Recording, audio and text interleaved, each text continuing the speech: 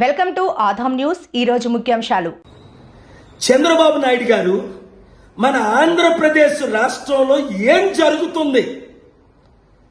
ఇప్పుడే నేను న్యూస్ చూశాను, షాక్ అయ్యాను. బీటెక్ స్టూడెంట్ జేమ్స్ ని తిరుపతి జిల్లా చంద్రగిరిలో నాయుడు ఎవరో గ్యాంగ్స్ రౌడీ సీటర్స్ ఎత్తికెళ్లి 2 రోజులు హోటల్లో ఉంచి చిదగబాది చంపేస్తుండగా ఎవరో కాపాడారట. ఏమైంది మీకు? మీ 50 సంవత్సరాల అనుభవం ఏమైంది?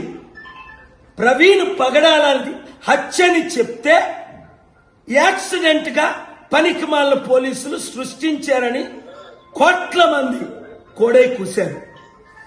మీరు అందులో ఫెయిల్ అయిపోయారు. పవన్ కళ్యాణ్ ఊర్లో దళితుల్ని బహిష్కరిస్తే మీరు యాక్షన్ తీసుకోలేదు. ఇప్పుడు ఇది అంటే రోజుకొక అన్యాయం, అత్యాచారం, మానభంగం జరుగుతుంటే ఒక ముఖ్యమంత్రిగా మీకు నిద్ర ఎలాగొస్తుందండి? ప్రపంచ శాంతి సభ ఈ మే 24 సికింద్రాబాద్ లో పెడుతున్నాను. రండి, మారు మనసు పొందండి, మీ లీడర్స్ అందరినీ తీసుకొని రండి. ఒకప్పుడు ఎంత మంచి పాలన చేశారండి మీరు, నా బ్లెస్సింగ్లు తీసుకొని. అప్పుడు డీజీపీ అండి జేవి రాముడు మీరే కదా అపాయింట్ చేశారు. కులాలకి మతాలను ఎంత అద్భుతమైన సేవ చేశాడండి. అలాంటోడు ఒక్కడు దొరకలేదా? సురేంద్ర బాబుని విజయవాడలో ఐపీఎస్ ఆఫీసరు ఒక్కొక్కడికి కారిపోయేదే. 20-30 మందిని ఎన్కౌంటర్ ఒక్క రౌడీ సీటర్ లేకుండా చేసేసాడే. ఏమైంది మీకు?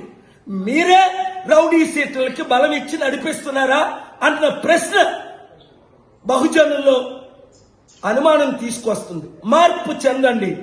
ఈ వీడియో చంద్రబాబు నాయుడు గారికి చేరినంత వరకు వైరల్ చేయండి, అన్ని ఛానల్లో బ్రాడ్కాస్ట్ చేయండి. రాష్ట్రాన్ని, దేశాన్ని రక్షించుకుందాం, మన సత్తా చూపిద్దాం. తిరుపతి కమిషనర్ పోలీస్ కి నేను వార్నింగ్ ఇస్తున్నా, అర్జెంటుగా వాళ్ళందరి మీద చర్యలు తీసుకోండి, లేదా నేను మీ మీద, డీజీపీ మీద నేను చర్యలు తీసుకుంటాను.